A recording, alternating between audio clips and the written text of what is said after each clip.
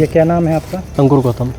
कौन ख़त्म हुए यहाँ पे? मेरे भाई हैं सगे, अम्बरीश गौतम, जूनियर इंजीनियर के पद पे तैनात थे बुंदेलखंड यूनिवर्सिटी में 2001 से, और यहाँ टाइप 2 आवास में वो रह रहे थे।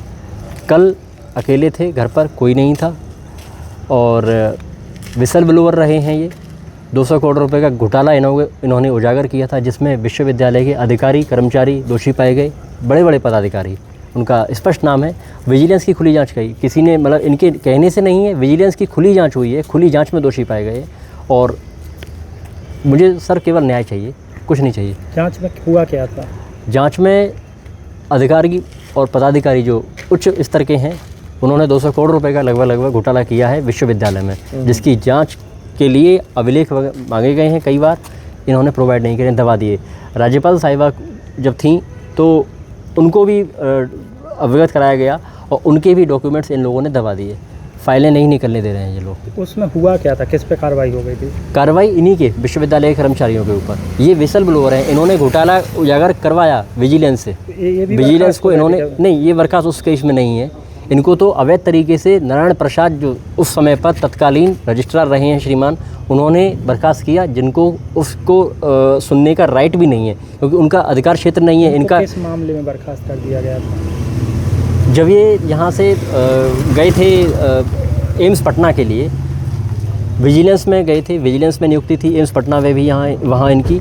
और कोई भी आदमी प्रतिनियुक्ति पर तब तक नहीं जा सकता है जब तक किसी भी विभाग से आपको एनओसी नहीं दी गई।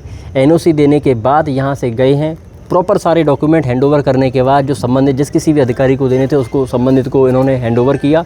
उसके बाद पहुँचने के बाद लगभग 4-1 महीने बाद इनको पता पड़ता है कि कुछ एक अलमारी में जो 1-2 फाइलें रह गई हैं, जो गैर ज़रूरी थी, किसी मतलब की नहीं थी, ताला तोड़ दिया गया इनके पीछे से, इनके गैर हाज़िरी में। तब ये वहाँ से फिर लौटे हैं कि मेरे को बेहतर है कि मैं वहीं जहाँ मेरी नियुक्ति है वहीं चला जाऊँ, मूल स्थान पर आए हैं। 3 दिन के अंदर सर टर्मिनेट कर दिया गया, डायरेक्ट टर्मिनेशन। क्या आरोप लगाया गया इन पर?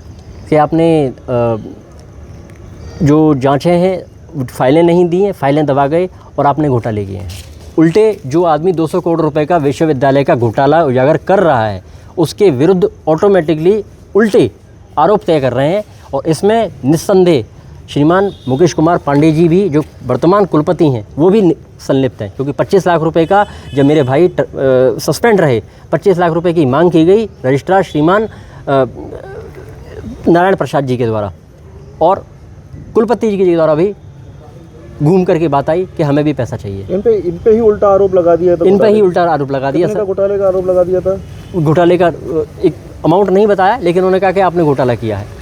फाइलों में इन्होंने जो उसी से परेशान भी रहते थे क्या? निस्संदेह सर, जब आदमी को 4 साल से वेतन नहीं मिलेगा तो परेशान तो रहेगा। कहाँ गए थे अभी? अभी कोटा गए थे बच्चे को छोड़ने के लिए, अपने को छोटे वाले बच्चे को, और वहाँ से छोड़ करके लौटे हैं। अच्छे खासे सुबह बात करी है 9:30-10 बजे के लगभग भाभी से, और भाभी से बात करने के बाद कुछ नहीं, केवल न्याय चाहिए, सीबीआई और सीबीसीआईडी जांच चाहिए। इसके अलावा कोई हमें चाहिए ही नहीं। इसके अलावा जो बॉडी मिली है वो किस हालत में है और क्या लग रहा है आपको? निस्संदेह किसी ने कुछ ना कुछ कराया है।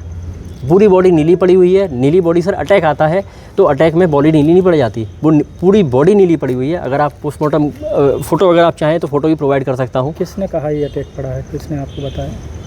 नहीं, मैंने तो नहीं कहा, किसी ने भी नहीं कहा कि अटैक पड़ा है। मतलब अगर कोई कहता है ना कि अटैक हुआ है, तो अटैक में बॉडी नीली नहीं पड़ सकती। अगर अटैक आ जाएगा, साइलेंट अटैक आ गया, किसी को हम कहते हैं ना कि ठीक है अटैक आ गया होगा, तो साइलेंट अटैक भी नहीं है सर। यहाँ तो निस्संदेह इसमें विश्वविद्यालय के कर्मचारियों का हाथ है। तो निस्संदेह नेचुरल डेथ है ही नहीं, बिल्कुल नहीं है नेचुरल डेथ। इसमें श्रीमान कुलपति जी संलिप्त हैं, रजिस्ट्रार, पूर्व रजिस्ट्रार संलिप्त हैं, और वर्तमान के भी कुछ पदाधिकारी संलिप्त हैं, जिनके लिए स्पष्ट तौर पे मैं मुख्यमंत्री जी से निवेदन करूंगा कि स्पष्ट तौर पे जांच कराई जाए। 200 करोड़ रुपए का जो घोटाला इन्होंने उजागर किया था मेरे भाई पे, जो अवैध तरीके से इन लोगों ने आरोप लगाया, वो दाग धुलना चाहिए। सीबीआई जांच हो, सीबीसीआईडी जांच हो, मैं जांच चाहता हूँ, ताकि इनके विरुद्ध कार्रवाई हो सके।